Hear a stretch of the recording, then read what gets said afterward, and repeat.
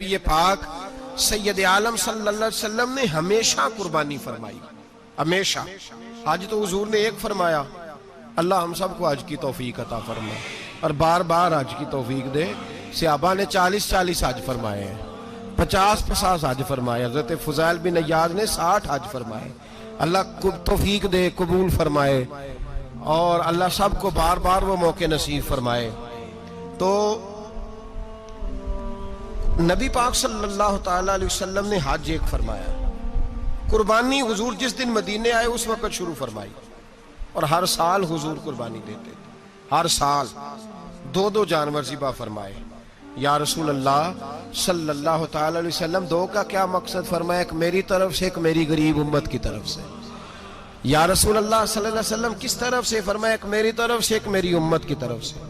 کبھی فرمایا ایک میری طرف سے، ایک میرے اہل بیت اور میری امت کی طرف سے۔ 2 جانور حضور نے ذبح فرمائے، اور پھر میرے حبیب پاک صلی اللہ تعالیٰ علیہ وسلم کے غلام مولا علی شیر خدا، ابن ماجہ کی روایت ہے، حضرت علی شیر خدا فرماتے ہیں کہ نبی پاک علیہ السلام 2 جانور ذبح کرتے تھے۔ خود حضرت علی کی جب باری آئی تو انہوں نے بھی 2 فرمائے۔ تو صحابہ نے پوچھا کہ علی 2 کیوں؟ 2 کس لیے؟ تو حضرت علی رضی اللہ تعالیٰ عنہ فرمانے لگے، مجھے میرے حبیب نے وصیت فرمائی تھی کہ علی تو نے 2 کرنے، ایک اپنی طرف سے کیا کرنا، ایک میری طرف سے کرنا۔ تو میں ایک اپنی طرف سے دیتا ہوں، ایک اپنے نبی پاک کی طرف سے دیتا ہوں صلی اللہ علیہ۔ 2 جانور۔ آپ لوگوں نے سنی ہوئی ہے یہ بات کہ مہینہ کھانا نہیں پکتا تھا حضور کے گھر میں۔ حضرت عائشہ فرماتی ہیں 3 چاند اور 3 سورج کٹھے کبھی نہیں دیکھے جب ساتھ روٹی بھی کھائی ہو، یعنی 3 دن مسلسل کبھی کھانا نہیں کھایا۔ قربانیاں کتنی دیں؟ بولیے۔ حضرت علی شیر خدا کا مکان کوئی نہیں اپنا، کوئی گھر نہیں بنایا۔ مولا کائنات شیر خدا، میں نے یہ بات پھر دہرا رہا ہوں، پہلے بھی میں نے عرض کی تھی، پکا کرنے کے لیے دہرا رہا ہوں۔ حضرت علی کا کوئی کاروبار نہیں بظاہر۔ بی بی صاحبہ فرماتی ہیں کہ کئی ہفتے صرف سرکہ اور کھجوریں۔ قربانیاں کتنی؟ اسی سارے صاحب لان ٹورے ہیں کہ ساڑھے تے لگ دیئے کہ نہیں، پکا۔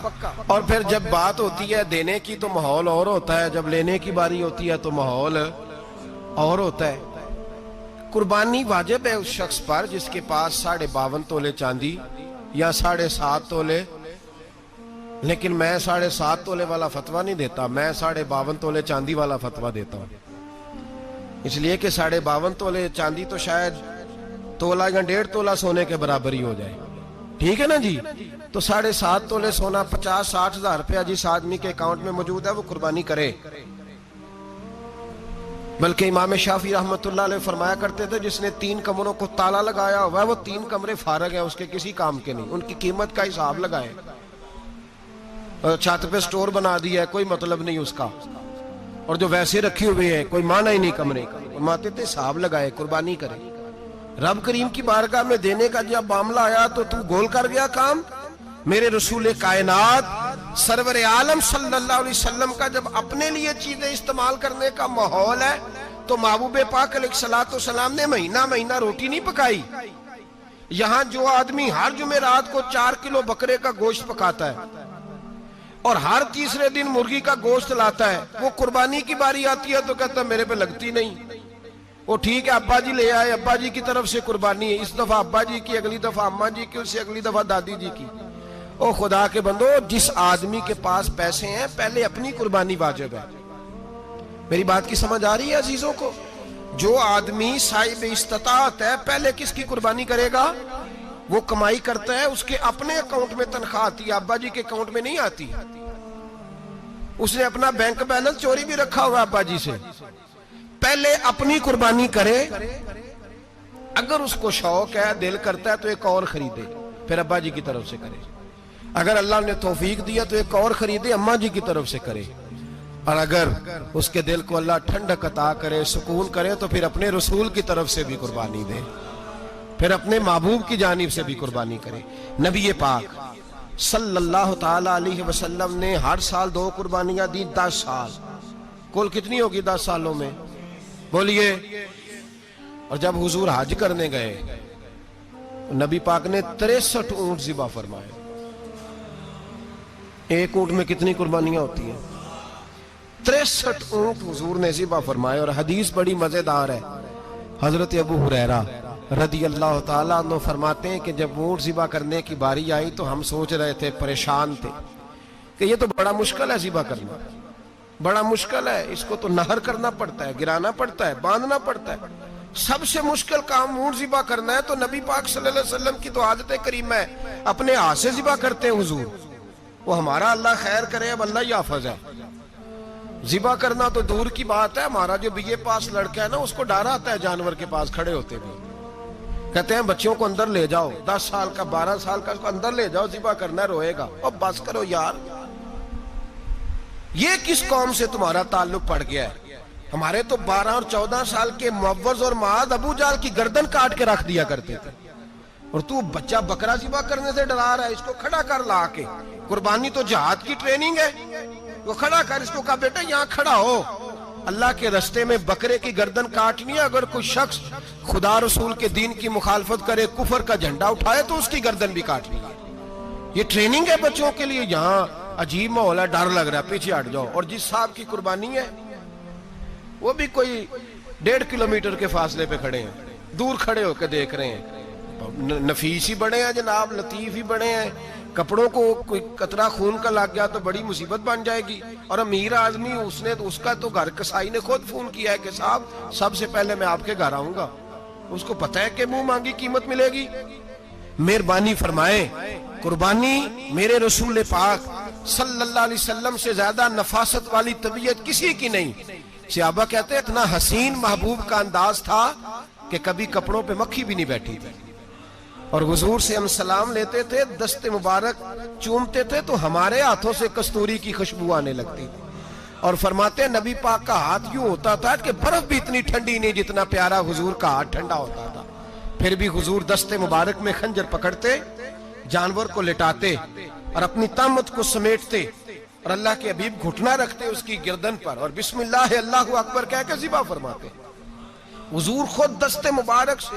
تو اتنا زیادہ نازک مزاج ہو گیا ہے کہ اب یہ والی سنت ادا کرنا مشکل ہو گیا تیرے لیے. 63 اونٹ ہیں. اور صحابہ کرام علیہم رضوان فرماتے ہیں کہ حال یہ ہے، ہم سوچ رہے ہیں کیسے ذبح کریں گے، کیا کریں گے، کیسے گرائیں گے. اور نبی پاک صلی اللہ علیہ وسلم کہتے ہیں ہم ابھی سوچ میں ہی تھے کہ حضور نے چھری پکڑی.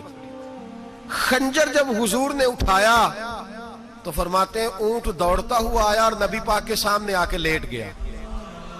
فرماتے ہیں اللہ کے رسول نے بسم اللہ اللہ اکبر کہہ کے ذبح کیا. اس نے ٹانگ بھی کوئی نہیں ہلائی، پیر بھی کوئی نہیں ہلایا. وہ کسی شاعر نے بڑی عجیب بات کہی تھی. اس نے کہا پھنسی جو دام میں بلبل تو لگی یوں کہنے، کرے گا قتل کیا تو نے جب اسیر مجھے، کباب شمع کے شعلے پہ کیجیو صیاد، شکل گل نظر آئے دم اخیر مجھے. وہ کہتے ہیں بلبل کو شکاری، صیاد شکاری نے پکڑ لیا بلبل کو. تو صیاد سے بلبل کہنے لگی تو نے پکڑا ہے تو قتل تو کرے گا ہی نا، کھائے گا تو صحیح، ایک میری منت ہے. شکاری کہنے لگا وہ کیا؟ تو بلبل کہنے لگی جب تو مجھے ذبح کرے نا اور پکائے تو مجھے پھول سے بڑی محبت ہے. اس طرح کرنا، کوئلے اتنے زیادہ دہکانا، اس قدر زیادہ آگ جلانا کہ ان کی شکل گلاب کے پھول کی طرح سرخ ہو جائے. تو جب تو مجھے ان پر جلائے گا تو مجھے تکلیف نہیں ہوگی، اس لیے کہ محبوب کا چہرہ جو سامنے آ جائے گا مجھے تکلیف نہیں ہوگی. پھنسی جو دام میں بلبل تو لگی یوں کہنے، کرے گا قتل کیا تو نے جب اسیر مجھے، کباب شمع کے شعلے پہ کیجیو صیاد، او شکل گل نظر آئے دم اخیر مجھے. اعلیٰ حضرت بریلوی علیہ رحمہ فرمایا کرتے تھے، فرماتے تھے بڑی تکلیف ہوگی جب جان نکلے گی. روایتوں میں آتا ہے جس طرح باریک دوپٹہ جھاڑیوں پہ ڈالا جائے، کھینچا جائے تو پھٹ جاتا ہے، یوں تکلیف ہوگی. پر فرمانے لگے رسول اللہ کے غلام کو کوئی تکلیف نہیں ہوگی. حضور کیوں؟ فرمایا اس لیے کہ جب جان نکلنے لگے گی تو سامنے جلوہ بدوحاد آ جائے گا. حضور کے جلوے ہوتے رہیں گے تو پتہ ہی نہیں چلے گا جان کیسے نکل گئی. پھنسی جو دام میں بلبل. تو صحابہ فرماتے ہیں کہ اونٹ دوڑتا ہوا آیا، حضور کے سامنے آ کے لیٹا، نبی پاک نے ذبح فرمایا اور فرماتے حد ہو گئی. حضور نے توجہ فرمائی تو دوسرا دوڑتا ہوا آ گیا. تیسرا آ گیا. حضرت ابو ہریرہ فرمایا کرتے اونٹ ایک دوسرے کو دھکے دیتے تھے, پیچھے ہٹ جا, پہلے میں نے جانا ہے, پہلے میں نے جانا ہے. 63 اونٹ وادی مینا میں حج کے موقع پر میرے رسول پاک نے دست مبارک سے ذبح فرمائے. ہر قربانی حضور نے اپنے ہاتھوں سے فرمائی. قربانی واجبات دین میں سے, ضروریات دین میں سے, اور کوئی اتنا لمبا چوڑا مسئلہ نہیں. بہت ساری چیزوں کو خود بخود مشکل کر لیتے ہیں. ٹی وی پہ خبر آتی ہے فیصل آباد کے 2 بیل ہیں, بولو اور ڈولو, پتہ نہیں کتنے من ان کا وزن ہے. ان سے پوچھا جا رہا ہے کہ بولو ڈولو کھاتے کیا ہے, تو کہتے ہیں بادام کھاتے ہیں, مکھن کھاتے ہیں. یہ جناب پتہ نہیں ان کو دودھ کتنے کلو روز پیتے ہیں, اور بولو ڈولو بیچارے سے خود نہیں چلا جا رہا. لگ ایسے رہ جیسے وہ خود کہہ رہے ہیں مہربانی کرو ہمیں ذبح کر دو, اب تو اٹھا بیٹھا بھی نہیں جا رہا. او خدا کے بندو, دین کی اصل حقیقت کو سمجھو. یہ تو حضور نے فرمایا خوبصورت جانور لاؤ, یہ کس حدیث میں آیا ہے کہ اسے بادام کھلاؤ؟ آپ لوگ انسانوں کو روٹی نہیں مل رہی اور جانوروں کو بادام کھلا رہے ہو. اس کے حصے میں جو اللہ نے شے رکھی ہے نا وہ چارہ ہے, اس کو چارہ کھلاؤ اور اچھے طریقے سے پیٹ بھر کے کھلاؤ. جانور کو پیٹ بھر کے چارہ کھلایا جائے تو جتنی اس کی طبیعت ہوتی ہے اس حساب سے وہ صحت مند ہو جاتا ہے. باقی یہ تو آپ کسی شخص کو اتنا کھلا دیں کہ اس کا پیٹ اتنا بڑا ہو جائے, پھول جائے, تو وہ بیچارہ تکلیف میں آئے گا کہ نہیں آئے گا؟ یہ کس قسم کا ماحول ہے؟ ایک بکرا بکا ہے لاہور میں, اور سیٹھوں نے شرطیں لگائی ہوئی ہیں, میں 5 لاکھ کا لایا ہوں تو میں 9 لاکھ کا. یہ کیا چکر ہوا؟ مجھے اتنا کھلایا جی اس کو فلاں چیز. یہ کس نے کہا ہے کھلانے کا؟ بادام کھانا کس حدیث میں آیا؟ کس صحابی نے اپنے بکرے کو بادام کھلائے؟ کس نے مکھن کھلایا؟ کس نے پیڑے کھلائے؟ بس کرو, عجیب تماشا لگ گیا. اور یہاں تو اتنی بری حالت ہو گئی ہے کہ عورتیں ناچنے لگی ہیں قربانی کے جانوروں کے آگے, بیبیاں بیچنے لگی ہیں. اللہ کے غضب کو آواز نہ دو. یہ قربانی ہے کہ ہر چیز کا, مذہب کی ہر شے کا مذاق بنا دیا ہے. جس دین نے عورت کی اپنی قربانی بھی ہو تو اس کو ذبح کرنے کی اجازت نہیں دی, مرد ذبح کرے گا. جو دین کہتا ہے کہ عورت ذبح نہیں کرے گی, وہ عورت بیچ سکتی ہے اللہ کے جانور. یہاں جس کا میں نے رمضان میں بھی کہا تھا, پھر بات دہراتا ہوں, سارا سال ناچتے گاتے ہیں, اور عید کا موقع آتا ہے تو 2-4 مولوی بٹھا کے وہ دین سکھانا شروع کر دیتے ہیں. کوئی پتہ ہی نہیں, کوئی خبر ہی نہیں. جس بوتل میں کل تک شراب بک رہی تھی اسی میں دودھ پلاؤ گے؟ جس برتن میں کل تک پیشاب تھا اس میں آج لوگوں کو شہد پلاؤ گے؟ بس کرو, یہ مذاق نہیں, یہ رسول اللہ کا دین ہے. نبی پاک سید عالم صلی اللہ تعالی علیہ وآلہ وسلم نے کوئی ذمہ عورت کے کوئی چیز نہیں لگائی ایسی جس میں اسے مردوں کے ساتھ شامل ہونا پڑے. اور عورت سمجھ ہی نہیں رہی کہ یہ اس کی تذلیل ہے, عزت نہیں. صابن بک رہا ہے تو ساتھ بی بی کھڑی ہے, شیمپو بک رہا ہے تو عورت اس کی جو ہے وہ ایڈ دے رہی ہے. یہ عزت ہے عورت کی؟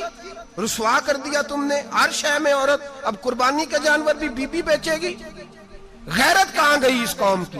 میرے رسول پاک سرور دو عالم صلی اللہ تعالی علیہ وسلم کو کسی نے آ کے کہا فلاں قبیلے کے لوگوں نے عورت کو سربراہ بنایا ہے, عورت کو آگے لگا لیا ہے. فرمایا تباہ ہو گئے وہ لوگ, انہوں نے عورتوں کو اپنے آگے پیشوا بنا لیا. جس رب نے عورت کو نبوت نہیں دی, امامت کرنے کا حق نہیں دیا, کس چکر میں لوگ پڑ گئے؟ 5 لاکھ کا جانور کس لیے لائے ہو؟ 5 لاکھ کا تفاخر کے لیے, دکھانے کے لیے؟ تو اگر 50,000 کا 60,000 کا بھی جانور لاتا تو اچھا آ جاتا. اور 50,000 کا جانور لائے تو 5 لاکھ میں کتنے آتے ہیں بولے؟ تو 10 جانور ذبح ہوں گے تو کتنے غریبوں تک گوشت جائے گا, کتنے گھروں کا بھلا ہوگا. ہر چیز کا چکر الٹا کر دیا گیا ہے. اور صرف حج کے لیے ہوتی تو میرے رسول پاک ہر سال قربانی نہ کرتے, اور میرے نبی پاک قربانی دینے کا حکم. ایک اور بات بڑی لوگ پوچھنے لگے, کہتے جی گائے کی ہوتی ہے, بھینس کی بھی ہوتی ہے کہ نہیں؟ چلو جی اب نئی بات نکل آئی. حدیث پاک میں لفظ آیا اونٹ کا, نبی پاک نے فرمایا بکرا 1 سال کا, گائے 2 سال کی, اونٹ 5 سال کا. حدیث میں لفظ آ گیا اونٹ کا. آپ کو بندہ کہے پہلے بتائیں نر کا کہ مادہ کا, تو میں کدھر سے آپ کو حدیث نکال کے دوں جس میں نر بھی اور مادہ علیحدہ علیحدہ ہو؟ حدیث پاک میں ذکر آ گیا دمبے کا، مینڈے کا. اب باقی جو سارے جاگ رہے ہیں نا، اب غور فرمائیں، باقی ایک بکرا ہے، ایک چترا ہے، ایک دمبا ہے، ایک دیسی بکرا ہے، ایک پہاڑی بکرا ہے، تو علیحدہ لفظ کہاں سے نکال کے دیے جائیں؟ یہ ساری انواع ہیں، اقسام ہیں. السلام علیکم. اگر آپ کو ہماری ویڈیوز پسند آئے تو لائک اور سبسکرائب ضرور کیجیے گا. جزاک اللہ.